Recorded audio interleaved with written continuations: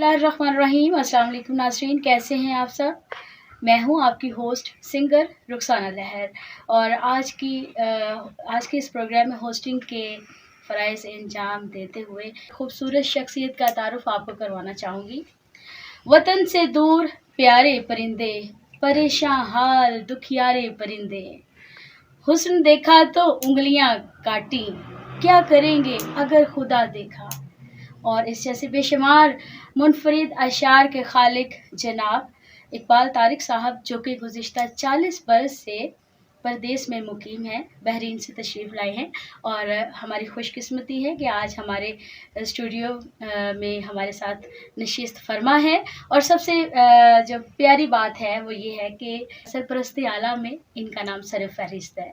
जी sir जी, अस्सलाम वालेकुम। वालेकुम अस्सलाम, बहुत शुक्रिया सर। बहुत खुशी हुई आपसे मिलके और वेलकम करते हैं पाकिस्तान की हसीन फ़िज़ाओं में आपका।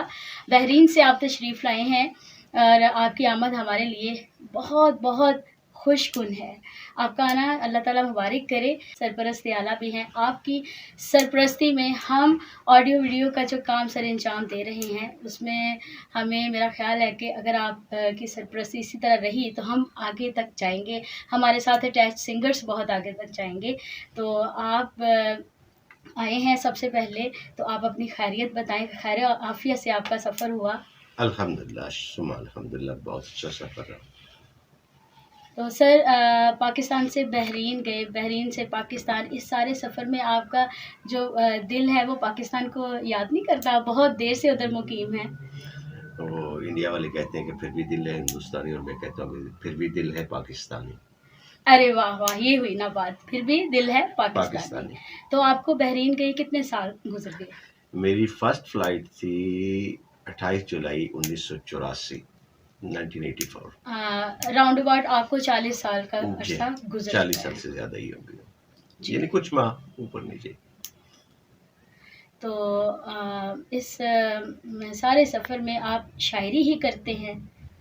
नहीं, खैर सिर्फ शायरी से पेट नहीं भरते हैं, काम जी। भी करता रहा हूँ और अब भी काम करता हूँ, छोटा बड़ा जो भी हो सकता है, जो भी मुमकिन है। वैसे शायरी का वैसे शौक था, मैं किताबें पढ़ना या वो मतलब एक सिलसिला रहा है कि मतलब है कि अपनी ज़ात को एक वो सुकून भी तो चाहिए होता है ना, तो उसके लिए बस शायरी, नसर, मतलब किताबें बहुत बेशुमार पढ़ता था। फिर वो कुदरत ने एक ऐसा चक्कर चलाया कि शायरी को ओढ़ना बिछोना बना लिया और काम के साथ साथ यहाँ ये इसे भी अपना काम समझा, और बस ठीक है अल्हम्दुलिल्लाह।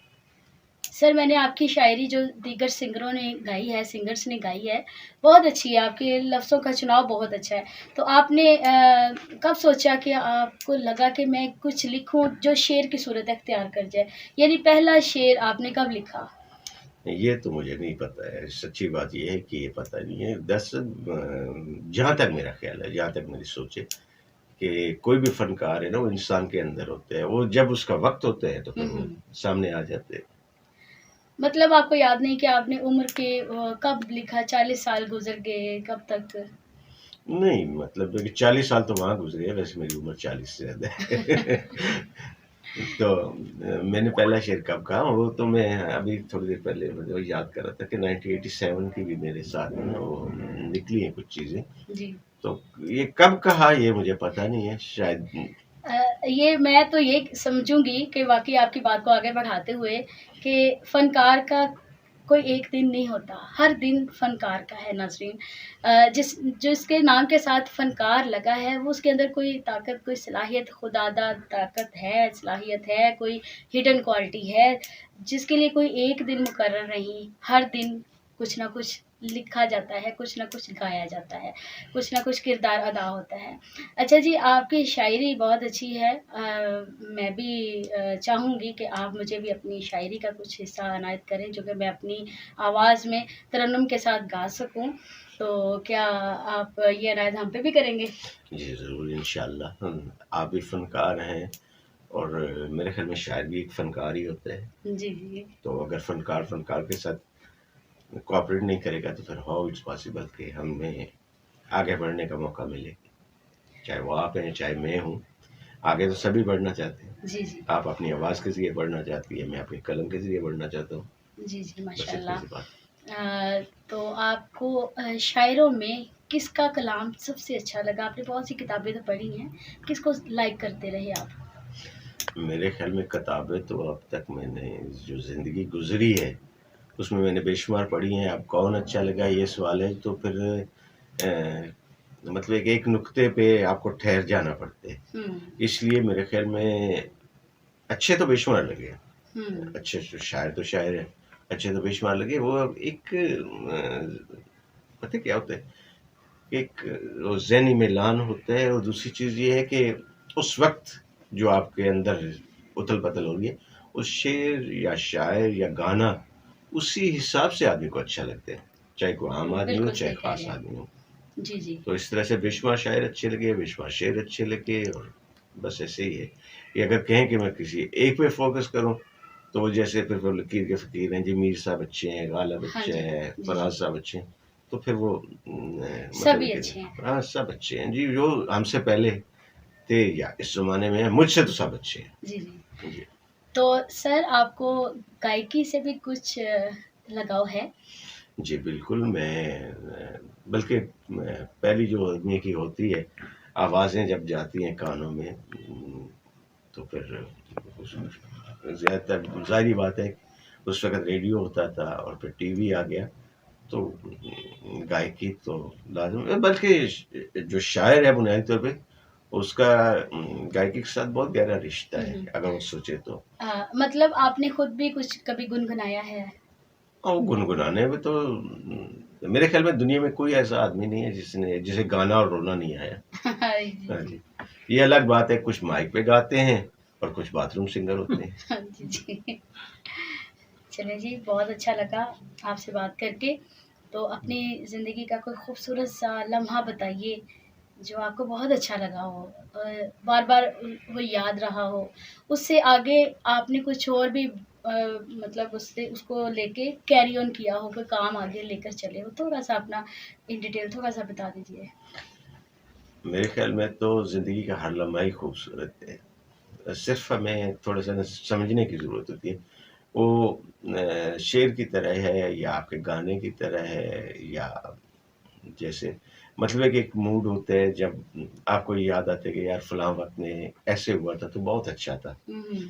تو اس طرح سے انسان کی زندگی بھی ایسے ہی ہے کہ جیسے جیسے آگے چلی جاتی ہے وہ پچھلا جو ہے نا وہ تھوڑا سا بہتر سے بہتر کرنے کا ہوتا ہے سلسلہ. اسی طرح مطلب زندگی میں بھی ایسے لمحات ہوتے ہیں، بولتے ہیں یار یہ میری زندگی کا آج بہت اچھا وقت گزرا، اور کل کچھ اور ہوگا اوکے آج بھی بہت اچھا گزرا. اب یہ نہیں کہ پچھلا برا ہو گیا یا آج مطلب کہ اس سے بہتر ہے، لیکن کیا ہے کہ لمحات سبھی اچھے ہوتے ہیں. صرف کیا ہے کہ آپ کو جو ہے نا ان کو خوشگوار بنانے کی وہ جو ہے نا آپ کے اندر وہ صلاحیت ہونی چاہیے. سر معاشرتی پہلو پر تو شاعروں کا بہت سا کلام ہم دیکھتے ہیں، ہم محبت کے پہلو پر بھی بہت سا دیکھتے اور سنتے ہیں، اور جو گائکی میں شاعری آتی ہے وہ عموماً اس میں لونگ افیکٹ ہوتا ہے. تو آپ کی زندگی میں کوئی ایسے حسین کوئی لوگ آئے ہوں جن کے لیے آپ نے بہت پیارا سا لونگ سا کلام لکھا ہو؟ سب سے پہلے میں آپ کو یہ واضح کر دوں کہ محبت وہ اصل میں ہم نے محدود کر لیا ہے. محبت جو ہے ایک جذبہ ہے اور لامحدود. سب سے پہلے تو آپ کو یہ سمجھنے کی ضرورت ہے. مثلاً اگر مجھے قلم سے محبت نہیں ہے، کاغذ سے محبت نہیں ہے تو میں شاعر نہیں ہوں. ٹھیک ہے نا. آپ کو گانے سے محبت نہیں ہے تو آپ گائک نہیں ہیں. وہ سب سے پہلی چیز ہے.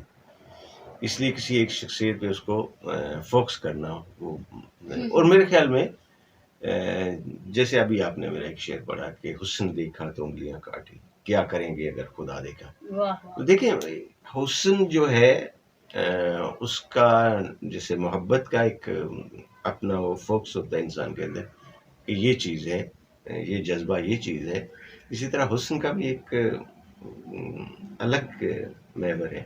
مثلا اب یہاں پہ اگر خدا مطلب حسن دیکھا، اگر آپ اس کی تشریح کریں گی تو آپ کو سمجھ میں آ جائے گا. میری نظر میں حسن اگر اتنا حسین خوبصورت ہے تو اس آرٹسٹ کی طرف آپ کو دھیان دینا چاہیے کہ وہ کتنا خوبصورت ہے. جی جی بالکل بالکل. بالکل صحیح کہہ رہے ہیں آپ کہ آپ نے حسن دیکھے تو اپنی انگلیاں کاٹی، اگر اللہ تعالیٰ کو دیکھیں گے آپ تو کیا کریں گے؟ کیا کہہ رہے ہیں، بہت اچھے. جی ناظرین، ہمارے ساتھ تشریف فرما ہے جناب اقبال طارق صاحب. ابھی بحرین سے تشریف لائے اور پاکستان میں انٹری کرتے ہی سب سے پہلے مون مارکیٹ مہدی حسن آڈیو ویڈیو اسٹوڈیو میں تشریف لائے. ان کی آمد کا ونس اگین بہت شکریہ. ان سے بات کر کے مجھے کہیں بھی یوں نہیں لگا کہ ان کا دل کسی ایک کونے میں ہے. میں نے ان کی باتوں سے یہ دیکھا ہے کہ love for all hate for none, سب کے ساتھ پیار اور کسی سے نفرت نہیں، کسی سے منہ دوسری طرف نہیں پھیرا. اگر محبت کی بات کی تو انہوں نے سب کے لیے محبتیں بانٹی. اگر شعرا کی بات ہوئی کہ آپ کو کون پسند ہے تو انہوں نے سب کے لیے پیار دیا، سب کو سوچا، سب کو سمجھا اور سب سے سیکھا. یہ ان کی شخصیت کا بہت بڑا پہلو ہے. جو انسان سب کے لیے اپنے دروازے کھلے رکھے، آپ دیکھیں کہ اس کا دل کتنا بڑا ہوگا. ہم آپ کا شکریہ ادا کرتے ہیں سر، بہت اچھا لگا. اور میں سنگر رخسانہ لہر انشاءاللہ اپنی نیکسٹ کسی نہ کسی اچھی ویڈیو میں آپ کو ان کا کلام گاتی ہوئی نظر آؤں گی.